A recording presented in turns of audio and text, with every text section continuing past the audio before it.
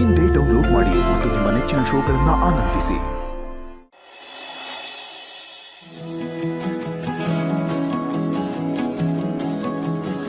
ನೀನು ಏನು ಯೋಚನೆ ಹೋಗ, ಕೆಲಸ ಆಯಿತು ಅಂತ ಹೇಳ್ಕೊ.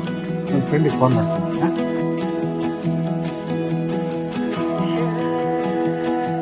ಹಲೋ ಸುರೇಶ್, ಹಾಂ ನಿಮ್ಮ ಆಫೀಸಿಗೆ ಬಂದಿದ್ದೀನಿ.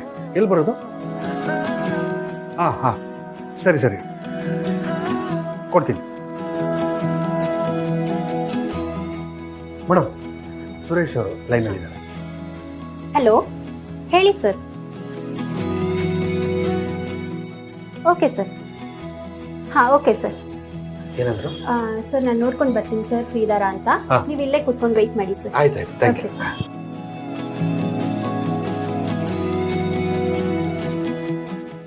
ಏ ಭಾವನಾ, ಯಾಕೆ ಬೇಜಾರಲ್ಲಿದೆಯಾ? ನೀನು ಟೆನ್ಷನ್ ಮಾಡ್ಕೊಬೇಡ, ಆರಾಮಾಗಿರು. ಲೈಫು ಹೇಗೆ ಬರುತ್ತೋ ಹೋಗ್ಬೇಕು, ಖುಷಿಯಾಗಿರು, ಕೆಲಸ ಸಿಗುತ್ತೆ. ನಾನಿದ್ದೀನಿ ನಿನ್ನ ಸಹಾಯಕ್ಕೆ, ಯೋಚನೆ ಮಾಡು. ಸರ್ ನೀವು ಒಳಗೆ ಹೋಗ್ಬೋದು sir. Oh, thank you madam. Okay sir. ಬಾ.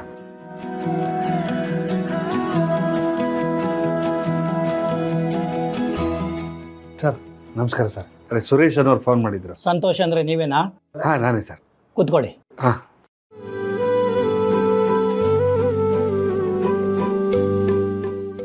ಸರ್, ಇವಳೆ ನನ್ನ ತಂಗಿ ಭಾವನಾ. ಇವಳಿಗೆ ಕೆಲಸ ಬೇಕಾಗಿತ್ತು. ಏನು ಎಕ್ಸ್ಪೀರಿಯನ್ಸ್ ಇದೆ ಮೇಡಮ್? ಸರ್, ಅದು ಶ್ರೀಕಾಂತ್ ಗ್ರೂಪ್ ಆಫ್ ಕಂಪನೀಸಲ್ಲಿ 2 ವರ್ಷ ಅಕೌಂಟೆಂಟ್ ಆಗಿ ಕೆಲಸ ಮಾಡಿದ್ದೀನಿ. ಸರ್, ಅಲ್ಲಿ ಒಳ್ಳೆ ಹೆಸರು ತಗೊಂಡಿದ್ದಾಳೆ, ತುಂಬ ಚೆನ್ನಾಗಿ ಕೆಲಸ ಮಾಡಿದ್ದಾಳೆ. ಭಾವನಾ ಅವರೇ, ಶ್ರೀಕಾಂತ್ ಗ್ರೂಪ್ ಆಫ್ ಕಂಪ್ನಿನಲ್ಲಿ ವರ್ಕ್ ಮಾಡಿದ್ದೀರಾ ಅಂದರೆ ಬೇರೆ ಏನೂ ಹೇಳೋ ಹಾಗೆ ಇಲ್ಲ. ನಿಮಗೆ ನಮ್ಮ ಕಂಪ್ನಿನಲ್ಲಿ ಕೆಲಸ ಇದೆ. You are appointed.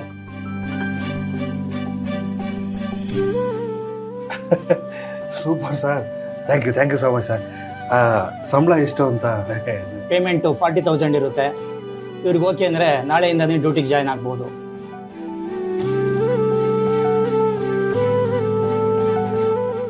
ಸರ್, ಅವಳಿಗೆ ಓಕೆ, ನಾಳೆ ನನಗೆ ಕೆಲಸಕ್ಕೆ ಬರ್ತಾಳೆ. ಎಲ್ಲ ನೀವೇ ಹೇಳ್ತಾ ಇದ್ದೀರಲ್ರಿ, ಅವ್ರಿಗೂ ಹೇಳೋದಕ್ಕೆ ಬಿಡಿ. ಹಾಂ ಸರ್, ನನಗೂ ಓಕೆ. ನಾನು ನಾಳೆಯಿಂದನೇ ಕೆಲಸಕ್ಕೆ ಬರ್ತೀನಿ. You are welcome. ಸರ್, ನಿಮ್ಮಿಂದ ತುಂಬ ಹೆಲ್ಪ್ ಆಯಿತು. Thank you sir, thank you. ಬರ್ತೀವಿ. Thank you sir. ಬಾ.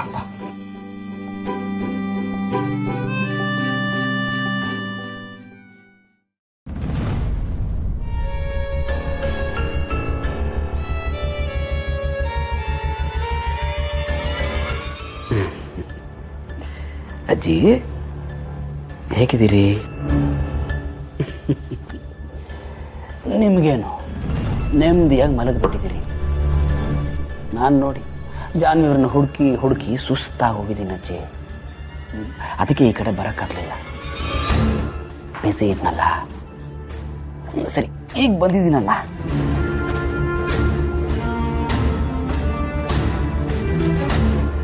ನೀವು ನನ್ನ ತುಂಬ ಮಿಸ್ ಮಾಡ್ಕೊಂಡಿರ್ಬೇಕು ಅಲ್ವಾ ಅಜ್ಜಿ? ಮಿಸ್ ಮಾಡ್ಕೊಂಡಿರ್ತೀರಿ. ಯಾಕೆಂದರೆ ನಿಮ್ಗೆ ಹೀಗೆ ನೆಮ್ಮದಿಯಾಗಿ ಮಲಗೋಕ್ಕೆ ಅವಕಾಶ ಮಾಡಿಕೊಟ್ಟಿದ್ದು ನಾನೇ ಅಲ್ವಾ? ನೋಡಿ ಅಜ್ಜಿ, ನಿಮ್ಗೆ ಆವತ್ತಿಂದ ಇವತ್ತಿನವರೆಗೂ ಒಂದ್ಸಲಿನೂ ಎಚ್ಚರನೇ ಆಗಿಲ್ವಾ? ಆಗಲೂಬಾರ್ದು. ನಾನು ನಿಮ್ಮ ಮುಂದೆ ಇದ್ದಾಗ ಮಾತ್ರ ನಿಮಗೆ ಪ್ರಜ್ಞೆ ಬಂದ್ಬಿಡ್ಬೇಕು. ಅಷ್ಟರಲ್ಲಿ ಚಿನ್ನ ಮರಿ ನಂಗೆ ಸಿಕ್ಬಿಡ್ಬೇಕು. Man proposes, God disposes. ಏನು ಹೇಳೋಣ ಅಜ್ಜಿ? ಅಜ್ಜಿ, ಈಗ ನೋಡಿ, ಜಾನ್ವರಿ ಏನಾದರೂ ನಂಗೆ ಸಿಕ್ಬಿಟ್ರೆ ನಿಮ್ಗೆ ಒಂದು ದೊಡ್ಡ ಪಾರ್ಟಿ ಕೊಡಿಸ್ಬಿಡ್ತೀನಿ ಅಜ್ಜಿ. ಇದೇನಪ್ಪ, ಸತ್ತೋಗಿರೋರ ಬಗ್ಗೆ ಹೀಗೆಲ್ಲ ಮಾತಾಡ್ತಿದ್ದಾನೆ ಅಂತ ಯೋಚನೆ ಮಾಡ್ತಾ ಇದ್ದೀರಾ? ನಿಮ್ಗೊಂದು ಸಿಹಿ ಸುದ್ದಿ ಕೊಡ್ಲಾ ಅಜ್ಜಿ? ಚಿನ್ನು ಮರಿ ಅಂದರೆ ನಿಮ್ಮ ಮೊಮ್ಮಗಳು. ಎಲ್ಲರೂ ಅಂದ್ಕೊಂಡಿದ್ದಾರೆ ಅವ್ರು ಸತ್ತು ಹೋಗಿದ್ದಾರೆ, ದೇವ್ರ ಹತ್ರಕ್ಕೆ ಹೋಗ್ಬಿಟ್ಟಿದ್ದಾರೆ, ಶಾಶ್ವತವಾಗಿದ್ದ ಹೋಗಿದ್ದಾರೆ, ನಮ್ಗೆ ಯಾವತ್ತೂ ಮತ್ತೆ ಸಿಗೋದಿಲ್ಲ ಅಂತ. ಅದೆಲ್ಲ ಸುಳ್ಳು ಅಜ್ಜಿ.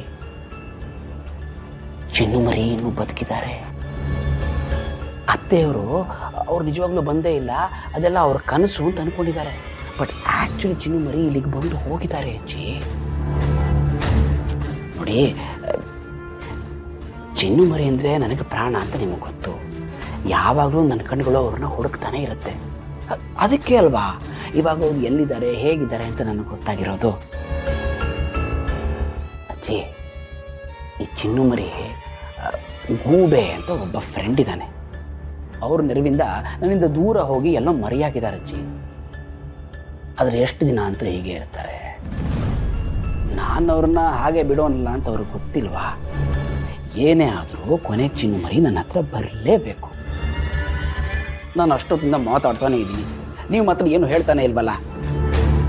ಜಯಂತ ಎಷ್ಟೇ ಕಷ್ಟ ಆದರೂ ಜಾನ್ವಿನ ಪಡ್ಕೋತಾನೆ. ಅವ್ರು ಸಿಕ್ಕಿದ ಮೇಲೆ ವಿಷಯ ತಿಳಿಸಕ್ಕೆ ಬರ್ತೀನಿ ಅಜ್ಜಿ. ಅಷ್ಟೊತ್ತಿಗೆ ನಿಮಗೆ ಪ್ರಜ್ಞೆ ಬಂದಿರುತ್ತೆ. ನೀವು ಎದ್ದು ನಮ್ಗೆ ಆಶೀರ್ವಾದ ಮಾಡಬೇಕಲ್ವಾ? ಬಾಯ್ ಬಾಯ್.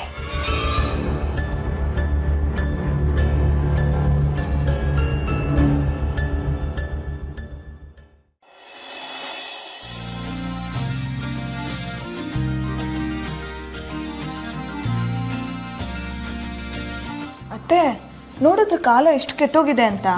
16 ವರ್ಷದಿಂದ ಕೆಲಸ ಮಾಡ್ತಿರೋರೇ ಹೀಗೆ ಮಾಡ್ತಾರೆ ಅಂದರೆ ಯಾರನ್ನು ನಂಬೋದು ಯಾರನ್ನು ಬಿಡೋದು ಅನ್ನೋದೇ ಗೊತ್ತಾಗಲ್ಲ.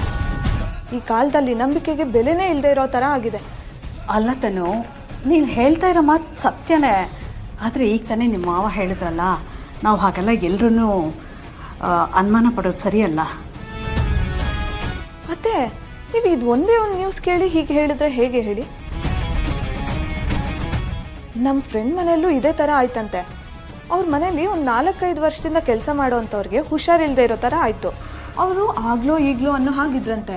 ಅವರು ಹುಷಾರಿಲ್ಲದೆ ಇರೋ ಬಗ್ಗೆ ಯಾರಿಗಾದ್ರೂ ವಿಷಯ ತಲುಪಿಸ್ಬೇಕು ಅಂತಂದರೆ ಅವ್ರು ಯಾರ ಬಗ್ಗೆನೂ ಹೇಳ್ಕೊಂಡೇ ಇಲ್ವಂತೆ.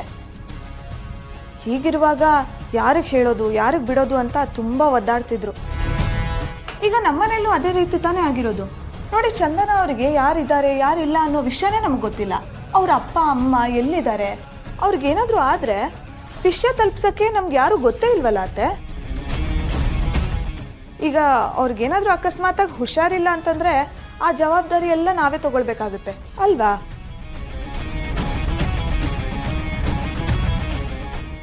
ತನು ಹೇಳ್ತಾ ಇರೋದು ನಿಜ ಅಲ್ವಾ ಚಂದನ?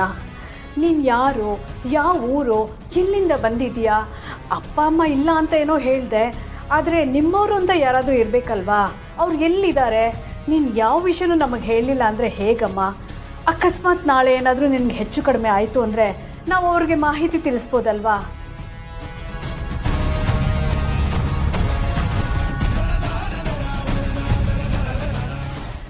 ಮಾತಾಡು ಚಂದನ. ಇಲ್ಲಮ್ಮ, ನನ್ನವರು ಅಂತ ಯಾರೂ ಇಲ್ಲ. ಲಕ್ಷ್ಮೀ ನಿವಾಸ